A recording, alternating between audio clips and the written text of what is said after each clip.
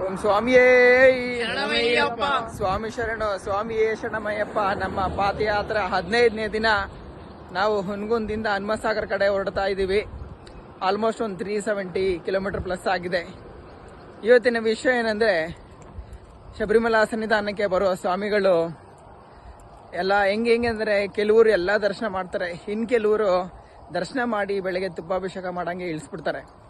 ಆದರೆ ನೀವು ಶಬರಿಮಲಾ ಸನ್ನಿಧಾನಕ್ಕೆ ಬಂದರೆ ಅತಿ ಮುಖ್ಯವಾಗಿ ಮೊದಲು ಶರಣಗುತ್ತಿಯಲ್ಲಿ ನಮಿಸಿ, ಶರಣಗುತ್ತಿಯಲ್ಲಿ ನಾನು, ನನ್ನದು, ಎನ್ನದು, ತನ್ನದು, ಕಾಮಕ್ರೋಧ, ಮದ, ಮತ್ಸರ ಎಲ್ಲವನ್ನು ಅಲ್ಲಿ ಬಿಟ್ಟು ಸಾಗಬೇಕು. ನಂತರ 18 ಮೆಟ್ಟಿಲ ಬಳಿ ಅಯ್ಯಪ್ಪ ಸ್ವಾಮಿಗೆ ಗುರುವಾದ ಒಳೆಕಡತ ಸ್ವಾಮಿಯ ದರ್ಶನ ಮಾಡಬೇಕು.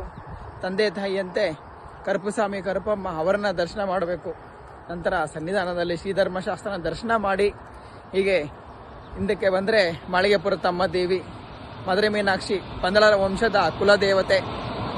ಅಲ್ಲಿಂದ ನೀವು ಎಡಗಡೆ ಕೊಚ್ಚು ಕೊಡತನ್ ಸ್ವಾಮಿ ದರ್ಶನ, ನಂತರ ನವಗ್ರಹ ದೇವತೆಗಳು, ನಾಗದೇವತೆಗಳು ಇವರೆಲ್ಲ ದರ್ಶನ ಮಾಡಿದ ಮೇಲೆ ಮಣಿ ಮಂಟಪದಲ್ಲಿ ಅಯ್ಯಪ್ಪ ಸ್ವಾಮಿಯು, ಸಾಕ್ಷಾತ್ ಅಯ್ಯಪ್ಪ ಸ್ವಾಮಿಯ ಒಂದು ಜೀವಂತ ಸಮಾಧಿ, ಅವರ ಜೀವ ಸಮಾಧಿ ಅದು ಮಣಿಮಂಟಪ. ಅಲ್ಲಿ ಕೂತು ನೀವು ಧ್ಯಾನಿಸಿದರೆ ನಿಮಗೆ ಸಂಪೂರ್ಣವಾಗಿ ನಿಮ್ಮ ಒಂದು ಏನು ಮಂಡಲ ವ್ರತ ಇರ್ತದೆ ಇದು ಒಂದು ಪರಿಪೂರ್ಣ ಆದಂತೆ. ಯಾರ್ಯಾರು ಶಬರಿಮಲೆಗೆ ಹೋಗ್ತೀರಾ, ಯಾರು ಜೀವ ಸಮಾಧಿ ಅಂತ ನೀವು ನಂಬೋದಿಲ್ಲ. ನೀವು ಸಂಕ್ರಾಂತಿ ಆದಮೇಲೆ ಬಂದು ನೋಡ್ಬೋದು ಆ ಮಕರ ಬೆಳಕು ಉತ್ಸವ ಕಾರ್ಯಕ್ರಮಗಳನ್ನ.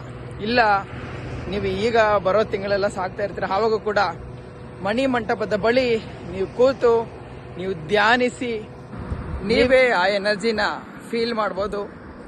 ಆವಾಗ ನಿಮಗೆ ಅರಿವಾಗುತ್ತೆ ಅಲ್ಲಿರುವ ಶಕ್ತಿ, ಅಲ್ಲಿ ಅಡಗಿರುವ ಶಕ್ತಿ ಹಾಗೂ ಅಯ್ಯಪ್ಪನ ಕೃಪಾ ಕಟಾಕ್ಷ ಸಿಗುತ್ತೆ.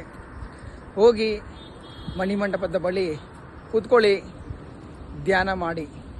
ಎಲ್ಲರಿಗೂ ಒಳ್ಳೆಯದಾಗಲಿ. ಸ್ವಾಮಿ ಶರಣಂ, ಶರಣಮಯ್ಯಪ್ಪ.